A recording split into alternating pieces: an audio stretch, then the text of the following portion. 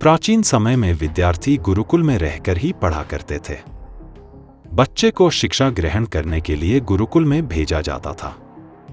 बच्चे गुरुकुल में गुरु के सानिध्य में आश्रम की देखभाल किया करते थे और अध्ययन भी किया करते थे।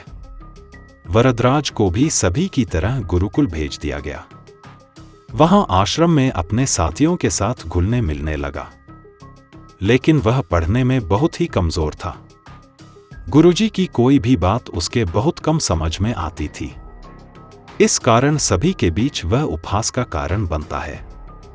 उसके सारे साथी अगली कक्षा में चले गए, लेकिन वो आगे नहीं बढ़ पाया। गुरुजी जी ने भी आखिर हार मानकर उसे बोला, बेटा वरदराज, मैंने सारे प्रयास करके देख लिए हैं। अब यही उचित होगा कि तुम यहां अपना समय बर्बाद मत करो। अपने घर चले जाओ और घर वालों की काम में मदद करो। वरदराज ने भी सोचा कि शायद विद्या मेरी किस्मत में नहीं है, और भारी मन से गुरुकुल से घर के लिए निकल गया। दोपहर का समय था। रास्ते में उसे प्यास लगने लगी। इधर उधर देखने पर उसने पाया कि थोड़ी दूर पर ही कुछ महिलाएं कुएं से पानी भर रही थी। वह कुएं के पास गया। वहां पत्थरों पर रस्सी के आने जाने से निशान बने हुए थे, तो उसने महिलाओं से पूछा, यह निशान आपने कैसे बनाए? तो एक महिला ने जवाब दिया, बेटे, यह निशान हमने नहीं बनाए। यह तो पानी खींचते समय इस कोमल रस्सी के बार बार आने जाने से ठोस पत्थर पर भी ऐसे निशान बन गए हैं। वरदराज सोच में पड़ गया।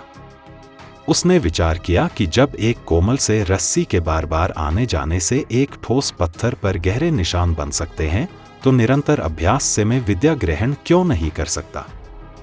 वरदराज ढेर सारे उत्साह के साथ वापस गुरुकुल आया और अथक कड़ी मेहनत की। गुरुजी ने भी खुश होकर भरपूर सहयोग किया। कुछ ही सालों बाद यही मंदबुद्धि बालक वरदराज आगे चलकर संस्कृत व्याकरण का महान विद्वान बना, जिसने लघु सिद्धांत कौमुदी, मध्य सिद्धांत कौमुदी, सार सिद्धांत कौमुदी, गीर्वाण पद्मंजरी की रचना की।